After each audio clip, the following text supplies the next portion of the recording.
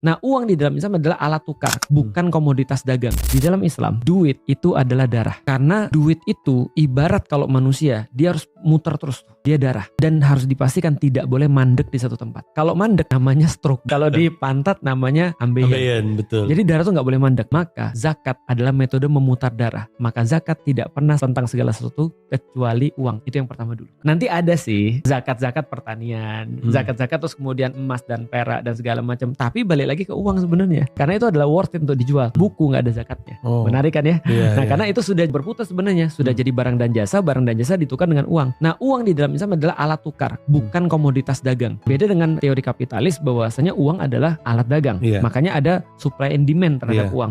Dolar hari ini berapa? Segini. Karena misalnya kalau supply-nya banyak dia jadi turun. Kalau demand-nya banyak dia jadi naik. Nah, di dalam Islam yang namanya uang itu adalah alat tukar. Alat tukarnya harus muter terus nih uang ini. Karena kalau dia mandek dia habis. Zakat dalam teori ekonomi Islam adalah pungutan kalau Anda mau nyimpen uang supaya dia tidak stroke. Maka Allah katakan di dalam Al-Quran, edarkanlah kekayaan di antara manusia. Jangan sampai kalian tuh nyimpen harta itu, karena itu nggak pernah bagus untuk ekonomi. Kalau ada orang nyimpen harta itu nggak pernah bagus, bubbling jadinya. Tapi teori ekonomi sekarang hasilnya adalah justru duit itu diputar di ekonomi non real, trading, saham dan segala macam. Sedangkan ekonomi realnya nggak ada, sehingga itu cuma bubbling aja, beli ini nilainya naik, padahal nggak ada terus kemudian aktivitas ekonominya. Artinya aktivitas ekonomi itu apa? Jual beli ada terus kemudian orang ngasih nilai tambah kepada produk, terus kemudian dibeli sama orang lain, dapat duit, lalu kemudian dia bisa beraktivitas. Untuk itulah zakat salah satunya dipandang dalam POV itu.